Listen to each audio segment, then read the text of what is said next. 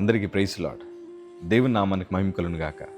మరొకసారి మీ అందరితో కలిసి దేవుని మాటలు పంచుకోవడానికి ప్రభు ఇచ్చిన ఈ ఉన్నతమైన అవకాశాన్ని బట్టి ప్రభుని ఎంతగానో మహిమపరుస్తున్నాను. మీరందరూ బాగున్నారు కదా? మీరు పెడుతున్న ప్రతి ప్రార్థన రిక్వెస్ట్కి మేము అందరినీ ప్రార్థన చేస్తున్నాం. దేవుడు అద్భుతమైన కార్యాలు మీ జీవితంలో ప్రభు జరిగించుదురుగాక. ఆమేన్. ఈరోజు మనందరి కుటుంబాల్లో ఒక రకమైన వేదన ఉంది. ఆ వేదనలో మనం ఈ ప్రార్థన చేస్తున్నాం. ప్రభా, అపవాది శక్తుల నుంచి విడిపించండి అయ్యా. ప్రభా, ఈ భయంకరమైన చీకటి అంధకార పరిస్థితుల నుండి విడిపించండి ప్రభా అని మనం ఎంతో ప్రార్థన చేస్తున్నాం. నేను మాట చెప్తాను, అపవాది అంత శక్తివంతుడు ఏం కాదు. ఎందుకో చెప్పనా? మనం ఎప్పుడైతే బలహీనంగా ఉంటామో అపవాది బలవంతుడిగా కనిపిస్తాడు. ఈరోజు నువ్వు ధైర్యం తెచ్చుకొని బ్రతకాలి. ఈరోజు నువ్వు బలాన్ని కూడబెట్టుకొని బ్రతకాలి. ఇంతకీ బలం ఎక్కడ దొరుకుతుందంటే దేవుని వాక్యంలో దొరుకుతుంది. దేవుని వాక్యము అత్యంత శక్తి కలిగిన ఆయుధం. ఆ ఆయుధాన్ని నువ్వు వినియోగించగలిగితే ఖచ్చితంగా నువ్వు అపవాదిని ఓడించగలవు. దేవుని వాక్యంలో యాకోబు పత్రిక 4వ అధ్యాయము 7వ మాట మనం చదవగలిగితే, కాబట్టి దేవునికి లోబడి ఉండి అపవాదిని ఎదిరించుడి, అప్పుడు వాడు మీ యొద్ద నుండి పారిపోవును. దేవునికి లోబడకుండా మనం ఒకవేళ అపవాదిని ఎదిరిస్తే వాడు నీ దగ్గర నుంచి పారిపోవడం కాదు కదా, ఇంకా బోల్డ్ అపవాది శక్తులను నీ కుటుంబాలకి తీసుకొచ్చి పెడతాడు.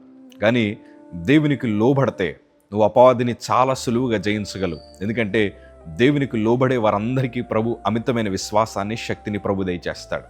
అపవాదిని మనం జయించాలి. అపవాదిని మనం తరిమి కొట్టాలి. అపవాది శక్తులను మన కాళ్ళ క్రింద అణగదొక్కగలగాలి. దేవుడు అలాంటి కృప మనందరికీ ఇచ్చాడు. కాకపోతే మనం అపవాదిని చాలా పెద్దగా చూస్తున్నాం. అపవాది చాలా శక్తి కలిగినవాడని మనం అనుకుంటున్నాం. కానీ వాస్తవానికి దేవునికి లోబడితే నువ్వు అపవాదిని చాలా సులువుగా జయించగలవు. ఒకరోజు మేము క్యాన్సర్ పడక మీద ఉన్నప్పుడు మా కాళ్ళ దగ్గర ఒక చీకటి రూపం కూర్చొని, నువ్వు హాస్పిటల్ నుండి ఎట్లా బయటికి వెళ్తావో మేము చూస్తామని ఒక భయంకరమైన ఆ ధ్వనిలాగా, శబ్దములాగా చాలా భయం అనిపించింది ఆ రోజు రాత్రి. యేసు రక్తమేజ్జేయమని చెప్పడం తప్ప మరొక మాట నా నోటంట రాలేదు.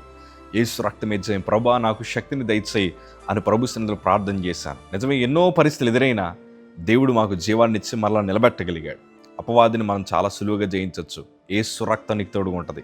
ఎప్పుడు నిరంతరం ఈ పదం మీరు వాడుతూ ఉండండి. యేసు రక్తమే జయం, యేసు రక్తమే జయం. నాకు చాలా ఇష్టమైన పాట కూడా ఇదే. అన్ని నామముల కన్నా పైనామము యేసుని నామము. సాతాను శక్తులను లయపరచగలిగిన నామం ఏదన్నా ఉందంటే అది మనం ప్రకటిస్తున్న నజరేయుడైన యేసునామం మాత్రమే. రాత్రి వేళ కలుగు భయమునకైనను, పగటి వేళ ఎగురు బాణమునికైనను, చీకట్లో సంచరించు తెగులునికైనను అపాయముని వద్దకు రాకుండా ప్రభు నిన్ను కాచి కాపాడగలిగిన దేవుడు. సాతానును జయించగలవు. దేవుని అభిషేకాన్ని పొందుకోగలగాలి. దేవునికి లోబడి ఉండండి. దేవుడు ఖచ్చితంగా మీకు బలాన్ని ఇస్తాడు. God bless you.